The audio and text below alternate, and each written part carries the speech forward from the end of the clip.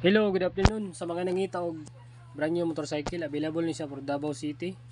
Taga Davao ko.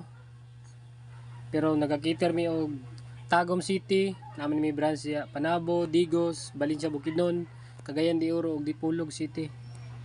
Sa gusto mag-apply, ang requirements ni valid ID og proof of income, no need kumaker na kay financing man ta dili ni in-house ha. Sa mga gusto mag-apply, mas maayo na mo mag-comment mo diri sa video kung asa ni nakaabot amo mga kung video niya. Kung mo-apply mo, mas maayo nagka-comment mo, mag-comment mo before bago mag-private message para maka-reply mi dayon sa inyo. Ang requirements ani halimbawa nagtrabaho mo, valid ID lang, no need kumaker na. Valid ID og proof of income, halimbawa na narbaho mo, pwede ra 1 month latest na payslip. Kung wala po yung payslip po, pwede po certificate of employment. Kung namo sa business, kung wala pa mo yung business permit, pwede po barangay permit, pwede po barangay certification, imo na to proof of income, ibutang lang ninyo kung sa inyong source of income.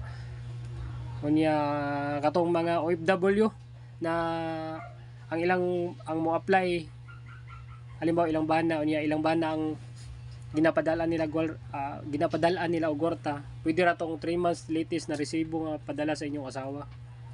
Kung kinsa ginapadala diri sa Pilipinas, mo to atong pa-apply yun.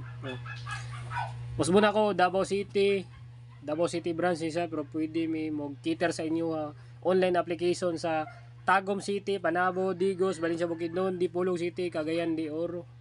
Unya mo cater mi grinter, na mga dealer na dili mo cater og grinter kay pareha ng mga in-house. Pero kami mo cater mi grinter, mo cater pud mig mga Muslim. Napoy mga dealer na dili mo cater og Muslim kay in-house man. Pero sa financing pwede ra. Basta naalang may proof of income unya.